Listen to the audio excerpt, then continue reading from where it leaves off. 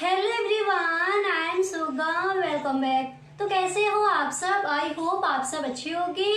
स्वागत है आप सभी का आपके अपने एसपी स्टडी यूट्यूब चैनल पर। तो गाइस, आज हम आपके लिए इस वीडियो में लेकर आए हैं इकोनॉमिक्स के जो आपके इम्पोर्टेंट क्वेश्चन हैं उनके बारे में यहाँ पर हम डिस्कस करेंगे। ठीक है, तो गाइस पहले हम देखेंगे कि बहुविकल्पीय प्रश्न ऐसे कौन कौन से हैं जो इस बार के बोर्ड एग्जाम के लिए इम्पोर्टेंट हैं, उनको देखेंगे। उसके बाद अतलग उत्तरीय प्रश्न एंड लघु उत्तरीय प्रश्न और विस्तृत उत्तरीय प्रश्न कौन कौन से हैं जो इम्पोर्टेंट है उनको देखेंगे। ठीक है, तो फर्स्ट चैप्टर का आपका जो वीडियो है वो मैंने अपलोड कर दिया है। अगर आपने नहीं देखा है तो आप प्लेलिस्ट चेक कर सकते हो, और नहीं तो आप डिस्क्रिप्शन बॉक्स चेक कर सकते हो, वहाँ पर आपको वीडियो का लिंक मिल जाएगा। ओके, तो उसमें हमने फर्स्ट चैप्टर में जो भी आपके इंपॉर्टेंट क्वेश्चन हैं, बहुविकल्पीय प्रश्न यानी जो आपके एमसीक्यू क्वेश्चन हैं वो भी बताए हैं। अतलग उत्तरीय प्रश्न एंड लघु उत्तरीय प्रश्न और विस्तृत उत्तरीय प्रश्न कौन कौन से इंपॉर्टेंट है उन सब पर उस वीडियो में डिस्कस किया गया है। ठीक है, तो यहाँ पर अब हम देखेंगे जो आपका सेकंड चैप्टर है उसमें कौन कौन से आपके इंपॉर्टेंट क्वेश्चन हैं, उन सारे प्रश्नों को यहाँ पर हम देखने वाले हैं। इसी तरह से जो भी आपके चैप्टर है ऑल चैप्टर्स के सभी इंपॉर्टेंट क्वेश्चंस आपको बताए जाएंगे। ओके, तो अर्थशास्त्र में आपका एक भी नंबर छूटने वाला नहीं है बोर्ड एग्जाम में। क्लियर? तो यहाँ पर देखिए जो आपका फर्स्ट है वो दिया गया है कि प्रभावी मांग का संबंध है किससे है। ऑप्शन पढ़िए पहले। फर्स्ट ऑप्शन दिया गया है ए नंबर पर एसी पीगू से, बी नंबर पर आपका ऑप्शन है जेएम कीन्स से, एंड सी नंबर पर है जेबी से, एंड डी नंबर पर है अल्फ्रेड मार्शल से। तो यहाँ पर जो आपका राइट ऑप्शन है वो कौन सा हो जाएगा, और ये क्वेश्चन मैंने आपको कई बार बताया भी है। ठीक है, तो यहाँ पर आपका जो सही ऑप्शन है, जो राइट ऑप्शन है वो हो जाएगा सी नंबर जेबी से। ठीक है, प्रभावी मांग का संबंध किससे है? जेबी से। क्लियर? अब इसके बाद यहाँ पर जो नेक्स्ट है उसको देखिए। तो यहाँ पर आप देख सकते हो जो आपका अगला प्रश्न है वो यहाँ पर है कि कीमत घटने पर वस्तु की मांग बढ़ती है, घटती है, स्थिर रहती है या फिर ज़्यादा घटती है। ठीक है, ये आपको ऑप्शन मिलेंगे। तो क्वेश्चन आपका क्या है कि कीमत घटने पर वस्तु की मांग कैसी होती है। तो यहाँ पर जो आपका सही ऑप्शन है वो यहाँ पर हो जाएगा ए नंबर। ठीक है, बढ़ती है। कीमत घटने पर वस्तु की मांग बढ़ती है। ओके, ऑप्शन यहाँ पर क्या आते हैं? घटती है, स्थिर रहती है या फिर ज़्यादा होती है। तो जो आपका सही ऑप्शन है वो हो जाएगा ए नंबर। ठीक है, अब इसके बाद यहाँ पर जो आपका नेक्स्ट है उसको देखिए। तो यहाँ पर आप देख सकते हो जो आपका अगला प्रश्न है, नेक्स्ट क्वेश्चन यहाँ पर है कि निम्न स्तरीय वस्तुओं को कहते हैं। तो निम्न स्तरीय वस्तुओं को क्या कहते हैं? ऑप्शन यहाँ पर ए नंबर पर है सार्वजनिक वस्तुएं, बी नंबर पर ऑप्शन है स्थानापन्न वस्तुएं, एंड सी नंबर पर ऑप्शन आपका है पूरक वस्तुएं, एंड डी नंबर पर दिया गया है गिफिन वस्तुएं। तो निम्न स्तरीय वस्तुओं को क्या कहते हैं? गिफिन वस्तुएं। ओके, और ये क्वेश्चन आपका अतलग उत्तरीय प्रश्न में भी कई बार पूछा गया है कि गिफिन वस्तुएं क्या है। ठीक है, तो इसको भी आपको तैयार कर लेना है। तो निम्न स्तरीय वस्तुओं को क्या कहते हैं? गिफिन वस्तुएं। ये जो आपका डी नंबर पर आपका ऑप्शन जो दिया गया है वो हो जाएगा राइट। ठीक है, अब इसके बाद जो आपका नेक्स्ट क्वेश्चन है उसको पढ़िए। तो यहाँ पर आप देख सकते हो जो आपका अगला क्वेश्चन है, जो आपका नेक्स्ट प्रश्न है वो यहाँ पर दिया गया है कि उदासीन वक्र विश्लेषण किसने प्रतिपादित किया। क्वेश्चन क्या है? उदासीन वक्र विश्लेषण किसने प्रतिपादित किया। यहाँ पर आपको फर्स्ट नंबर पर जो ऑप्शन है वो आपको दिया है मार्शल, बी नंबर पर है पीगू, एंड सी नंबर पर है हिक्स, एंड डी नंबर पर है रॉबिन्स। तो उदासीन वक्र विश्लेषण किसने प्रतिपादित किया? यहाँ पर जो आपका सी नंबर पर ऑप्शन है वो हो जाएगा राइट ऑप्शन। ठीक है, ये आपका सही है। एंड इसके बाद जो आपका 5वां प्रश्न है उसको पढ़िए। तो यहाँ पर देखिए जो आपका 5वां क्वेश्चन है वो यहाँ पर दिया गया है। देखिए 5वां प्रश्न है, जब मांग वक्र एक्स अक्ष के समांतर होता है तो मांग की लोच होगी, कैसे होगी? यहाँ पर ए नंबर पर आपको ऑप्शन मिलेंगे 1 के बराबर, बी नंबर पर है 1 से अधिक एंड सी नंबर पर है 1 से कम, डी नंबर पर है अनंत। तो जब मांग वक्र एक्स अक्ष के समांतर होता है तो मांग की लोच कैसी होती है? अनंत। ठीक है, जो आपका डी नंबर पर ऑप्शन दिया गया है ये हो जाएगा आपका राइट ऑप्शन। तो जो भी आपके बहुविकल्पीय प्रश्न हैं सेकेंड चैप्टर से, जो भी आपके इंपॉर्टेंट बहुविकल्पीय प्रश्न हैं वो यहाँ पर आपने देख लिए, ये आपको तैयार करने हैं सेकेंड चैप्टर से। ठीक है, अब इसके बाद अतिलघु उत्तरीय प्रश्न देख लीजिए आपको कौन कौन से तैयार कर लेने हैं। ठीक है, अब यहाँ पर देखिए कि अतिलघु उत्तरीय प्रश्न ऐसे कौन कौन से हैं जो इस बार के बोर्ड एग्जाम के लिए इम्पोर्टेंट है और आपको तैयार करने हैं। तो यहाँ पर देखिए जो आपका पहला प्रश्न है वो यहाँ पर क्या है। तो फर्स्ट क्वेश्चन दिया गया कि संयुक्त मांग से क्या अभिप्राय है। ठीक है, ये है आपका अतिलघु उत्तरीय प्रश्न। तो फर्स्ट क्वेश्चन है कि संयुक्त मांग से क्या अभिप्राय है। तो सबसे पहले आपको हेडिंग डालनी है संयुक्त मांग। हेडिंग डालने के बाद आप लिखोगे, जब एक आवश्यकता को पूरा करने के लिए अनेक वस्तुओं की मांग एक साथ की जाती है तो वह संयुक्त मांग अथवा समग्र मांग कहलाती है। क्वेश्चन आपका इस तरह से भी आस्क किया जा सकता है कि समग्र मांग क्या है या फिर संयुक्त मांग क्या है, संयुक्त मांग से आप क्या समझते हैं, संयुक्त मांग को परिभाषित कीजिए। ठीक है, इस तरह से आपके क्वेश्चन आस्क किए जाएंगे। तो इसका आंसर आपको समझ आ गया कि संयुक्त मांग या फिर समग्र मांग क्या है। एक बार दोबारा से देख लीजिए। देखिए सबसे पहले यहाँ पर आपको हेडिंग डालनी है समग्र मांग या फिर संयुक्त मांग या समग्र मांग। ठीक है, इस तरह से आप हेडिंग डाल सकते हो। उसके बाद आपको लिखना है, जब एक आवश्यकता को पूरा करने के लिए अनेक वस्तुओं की मांग एक साथ की जाती है तो वह संयुक्त मांग अथवा समग्र मांग कहलाती है। ठीक है, अगर आपका ये क्वेश्चन अतिलघु उत्तरीय प्रश्न में पूछा जाता है तो आप इस तरह से इसका आंसर लिख कर आओगे। इसके बाद यहाँ पर जो आपका नेक्स्ट क्वेश्चन है उसको देखिए। तो यहाँ पर देखिए जो आपका अगला प्रश्न है वो यहाँ पर दिया गया है कि मांग का नियम क्या है। मांग का नियम क्या है। ठीक है, कई बार ये क्वेश्चन आस्क किया गया है और इस बार के बोर्ड एग्जाम के लिए भी इम्पोर्टेंट है। मांग का नियम क्या है। ठीक है, तो देखिए सबसे पहले आपको करना क्या है, फर्स्ट यहाँ पर आप हेडिंग डालोगे मांग का नियम। हेडिंग डालने के बाद फिर आप लिखोगे कि वस्तु के मूल्य में वृद्धि होने से उसकी मांग कम हो जाती है।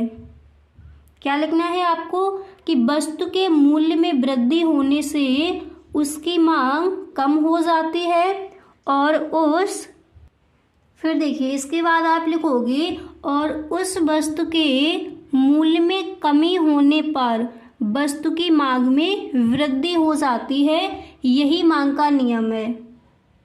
ठीक है, इस तरह से आप जो आपका क्वेश्चन है इसका आंसर लिख कर आओगे। क्लियर। अब इसके बाद जो आपका नेक्स्ट प्रश्न है उसको देखिए। देखिए जो भी आपके इम्पोर्टेंट क्वेश्चन है वो सारे ही प्रश्न आपको यहाँ पर मिलेंगे। ओके, इससे बाहर आपका नहीं आएगा। जो आपका सेकंड चैप्टर है उसमें जितने भी क्वेश्चन यहाँ पर आपको दिए जाए यही प्रश्न आपको तैयार कर लेने हैं। ठीक है, इसके बाद देखिए यहाँ पर आपका नेक्स्ट क्वेश्चन दिया गया है। देखिए जो आपका तीसरा प्रश्न है वो यहाँ पर है कि किसी वस्तु की पूर्ति का अर्थ लिखिए। कई बार ये क्वेश्चन आपका बोर्ड एग्जाम में आस्क किया गया है। ठीक है, तो किसी वस्तु की पूर्ति। गाइस अगर अभी तक आप इस वीडियो में बने हुए हो तो आई होप ये वीडियो आपको पसंद आ रहा होगा।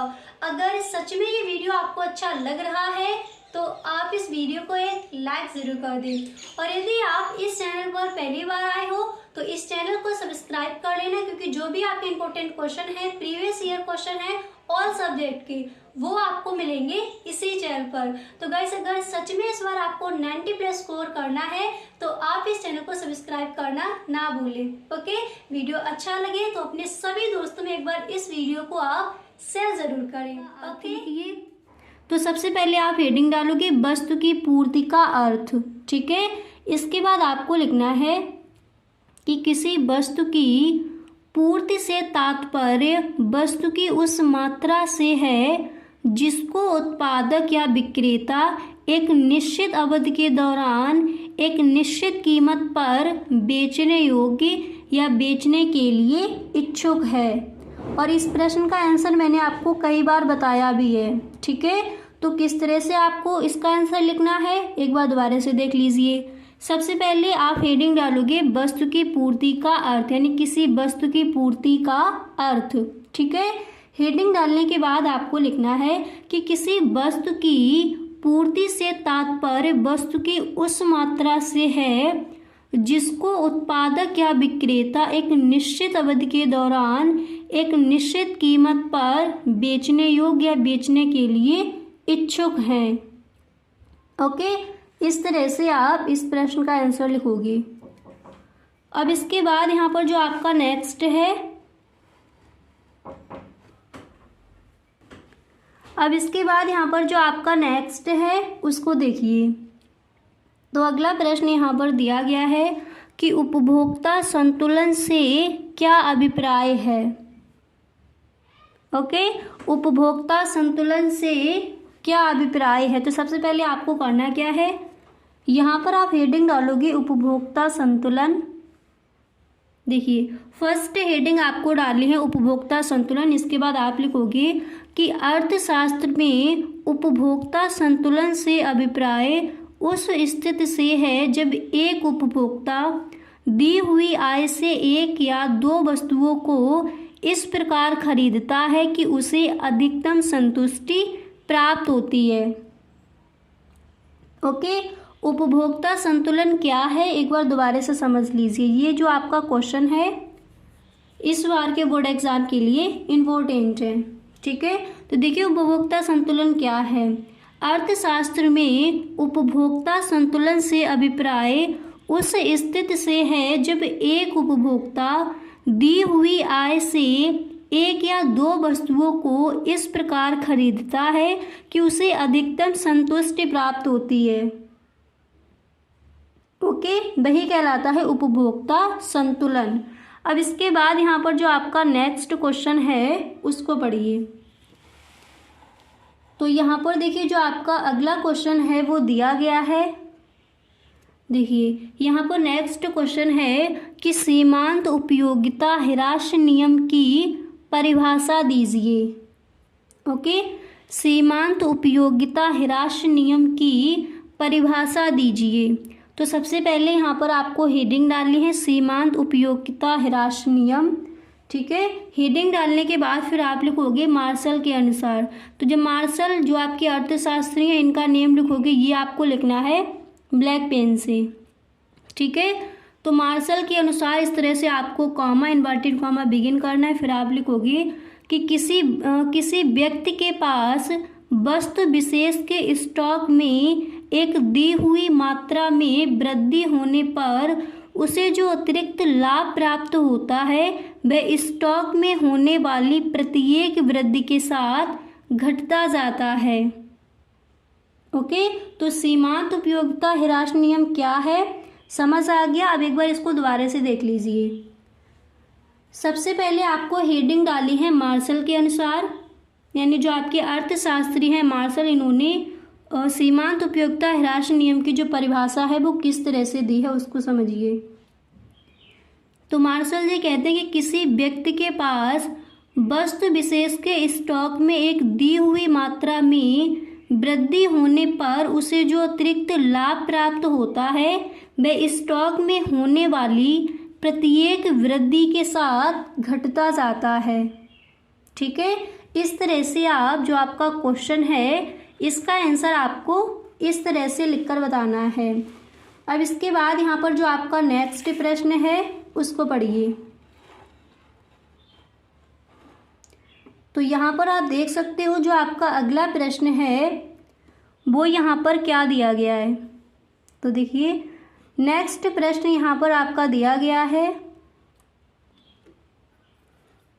कि सामान्य तथा निकृष्ट यानी घटिया वस्तुओं के संदर्भ में मांग वक्र का आकार कैसा होता है।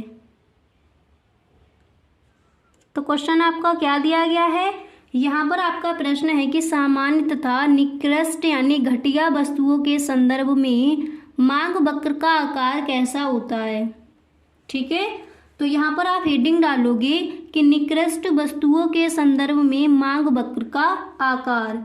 हेडिंग डालने के बाद फिर आपको लिखना है कि सामान्य तथा घटिया वस्तुओं के संदर्भ में मार्शल के मांग के नियम का पालन होता है। इस प्रकार दोनों वस्तुओं के लिए मांग वक्र ऊपर से नीचे की ओर गिरता हुआ ऋणात्मक ढाल का होता है। ठीक है, तो यहाँ पर प्रश्न में क्या पूछा गया था कि निकृष्ट यानी घटिया वस्तुओं के संदर्भ में मांग वक्र का आकार कैसा होता है, तो नीचे की ओर गिरता हुआ ऋणात्मक ढाल का होता है। ओके, इस तरह से आप इस प्रश्न का आंसर लिख कर आओगे। अच्छे से समझ आ गया, एक बार दोबारा से देख लीजिए। देखिए सामान्य तथा घटिया वस्तुओं के संदर्भ में मार्शल के मांग के नियम का पालन होता है। इस प्रकार दोनों वस्तुओं के लिए मांग वक्र ऊपर से नीचे की ओर गिरता हुआ ऋणात्मक ढाल का होता है। ओके, इस तरह से आपको इन प्रश्नों के आंसर देने हैं। तो अतिलघु उत्तरीय प्रश्न आपके कौन कौन से इंपॉर्टेंट हैं वो आपने देख लिए। अब इसके बाद देखिए लघु उत्तरीय प्रश्न आपको कौन कौन से तैयार करने हैं। तो यहाँ पर देखिए जो आपके लघु उत्तरीय प्रश्न हैं वो कौन कौन से इंपॉर्टेंट हैं उनको देख लीजिए। ओके, तो यहाँ पर जो आपका पहला प्रश्न है आप देख सकते हो, फर्स्ट क्वेश्चन यहाँ पर दिया गया है कि वस्तु की मांग को प्रभावित करने वाले प्रमुख कारकों का वर्णन कीजिए। ओके, क्वेश्चन आपका क्या है, यहाँ पर आपका प्रश्न दिया गया है कि वस्तु की मांग को प्रभावित करने वाले प्रमुख कारकों का वर्णन कीजिए। कई बार ये क्वेश्चन आपका बोर्ड एग्जाम में आस्क किया गया है। ठीक है, तो सबसे पहले यहाँ पर आपको फर्स्ट हेडिंग डालनी है कि वस्तु की मांग को प्रभावित करने वाले कारक। ओके, हेडिंग डालने के बाद आप लिखोगे कि वस्तु की मांग को प्रभावित करने वाले मुख्य कारक निम्नलिखित हैं। इसके बाद यहाँ पर जो आपकी पहली हेडिंग है वो आपको डालनी है व्यापार की दशाओं में परिवर्तन। ओके, व्यापार की दशाओं में परिवर्तन हेडिंग डालने के बाद फिर यहाँ पर आप लिखोगे कि तेजी काल में लोगों की मौद्रिक आय बढ़ जाती है, जिसके कारण कीमतों के बढ़ने के बावजूद वस्तुओं की मांग बढ़ जाती है। इसके विपरीत मंदी काल में मौद्रिक आय में कमी होने के कारण मूल स्तर के गिरने पर भी वस्तुओं के लिए मांग में कमी हो जाती है। ओके, इस तरह से आपको इस प्रश्न का आंसर लिखना है। एक बार दोबारा से देख लीजिए। तो फर्स्ट हेडिंग आपको डालनी है व्यापार की दशाओं में परिवर्तन। इस तरह से हेडिंग डालने के बाद फिर आप लिखोगे कि तेजी काल में लोगों की मौद्रिक आय बढ़ जाती है, जिसके कारण कीमतों के बढ़ने के बावजूद वस्तुओं की मांग बढ़ जाती है। इसके विपरीत मंदी काल में मौद्रिक आय में कमी होने के कारण मूल्य स्तर के गिरने पर भी वस्तुओं के लिए मांग में कमी हो जाती है। तो व्यापार की दशाओं में परिवर्तन हेडिंग डालने के बाद आप इस तरह से लिखोगे। ठीक है, अब इसके बाद यहाँ पर देख लीजिए जो आपकी नेक्स्ट हेडिंग है वो आपको क्या डालनी है। अगली हेडिंग यहाँ पर आपकी पड़ेगी, देखिए नेक्स्ट हेडिंग आप डालोगे आय में परिवर्तन। ओके, आय में परिवर्तन हेडिंग डालने के बाद फिर आप लिखोगे कि सामान्यतः लोगों की आय में वृद्धि हो जाने से मांग में वृद्धि हो जाती है और आय कम हो जाने पर मांग में कमी आ जाती है। तो वस्तु की मांग को प्रभावित करने वाले आपके कौन कौन से कारण हैं वो यहाँ पर आपको बताए जा रहे हैं। ठीक है, तो फर्स्ट हेडिंग आपने क्या डाली थी, व्यापार की दशाओं में परिवर्तन। एंड इसके बाद नेक्स्ट था कि आय में परिवर्तन। तो इसमें आप लिखोगे कि सामान्यतः लोगों की आय में वृद्धि हो जाने से मांग में वृद्धि हो जाती है और आय कम हो जाने पर मांग में कमी आ जाती है। इसके बाद आपकी जो तीसरी हेडिंग है वो यहाँ पर आप क्या डालोगे उसको देखिए। इसके बाद देखिए तीसरी हेडिंग यहाँ पर आपको डालनी है कि जनसंख्या में परिवर्तन। ठीक है, जनसंख्या में परिवर्तन हेडिंग डालने के बाद फिर आप लिखोगे कि यदि देश में जनसंख्या बढ़ती है तो कीमतों के अपरिवर्तित रहने पर भी वस्तुओं की मांग बढ़ जाती है। इसके विपरीत जनसंख्या में कमी होने पर वस्तुओं की मांग घट जाती है। ठीक है, इस तरह से आपको इन प्रश्नों के आंसर देने हैं। तीसरी हेडिंग क्या डालोगे, जनसंख्या में परिवर्तन। ओके, अब इसके बाद यहाँ पर देख लीजिए लघु उत्तरीय प्रश्न में जो आपका नेक्स्ट प्रश्न है वो आप कौन सा तैयार करोगे। तो अगला प्रश्न आपको तैयार करना है कि मांग वक्र के खिसकाव की व्याख्या कीजिए। ये आपका very very most important question है। ठीक है, मांग वक्र के खिसकाव की व्याख्या कीजिए। इसके बाद देखिए दूसरे चैप्टर से विस्तृत उत्तरीय प्रश्न में आपको कौन कौन से ऐसे प्रश्न हैं जो इम्पोर्टेंट है और आपको तैयार करने हैं। तो यहाँ पर देखिए पहला प्रश्न आप ये तैयार कर लोगे कि उपभोक्ता के संतुलन से क्या तात्पर्य है। उपभोक्ता के संतुलन को अनधिमान वक्रों की सहायता से समझाइए। इसके बाद नेक्स्ट आपको तैयार करना है कि मांग की कीमत लोचन मूल्य सापेक्षता से क्या तात्पर्य है। मांग की लोच के विभिन्न प्रकार उपयुक्त रेखा चित्र की सहायता से समझाइए। ओके, इस तरह से ये जो आपके क्वेश्चन हैं इन क्वेश्चंस के जो आंसर हैं उनको आपको तैयार कर लेना है विस्तृत उत्तरीय प्रश्न में। तो यहाँ पर आपने देख लिया कि जो आपका सेकेंड चैप्टर है उसमें आपके अतलग उत्तरीय प्रश्न, लघु उत्तरीय प्रश्न एंड विस्तृत उत्तरीय प्रश्न कौन कौन से इंपॉर्टेंट हैं उनको यहाँ पर आपने देखा। अब इसी तरह नेक्स्ट वीडियो में आपको मिलेगा थर्ड चैप्टर में आपके कौन कौन से इंपॉर्टेंट क्वेश्चन हैं जो आपको तैयार करने हैं। ओके, तो गाइस आज के लिए बस इतना ही। अब मिलते हैं नेक्स्ट वीडियो में। अगर सच में आपको ये वीडियो अच्छा लगा है तो आप इस वीडियो को एक लाइक ज़रूर कर दें। Okay, thank you so much. तो गाइस कैसा लगा वीडियो, आई होप ये वीडियो आपको पसंद आया होगा। अगर सच में ये वीडियो आपको अच्छा लगा है तो आप इस वीडियो को अपने सभी दोस्तों में एक बार शेयर जरूर करें। ओके, वीडियो अच्छा लगा करे तो please time in the comment box, आप में कमेंट बॉक्स में जरूर बताएं। Okay, thank you so much.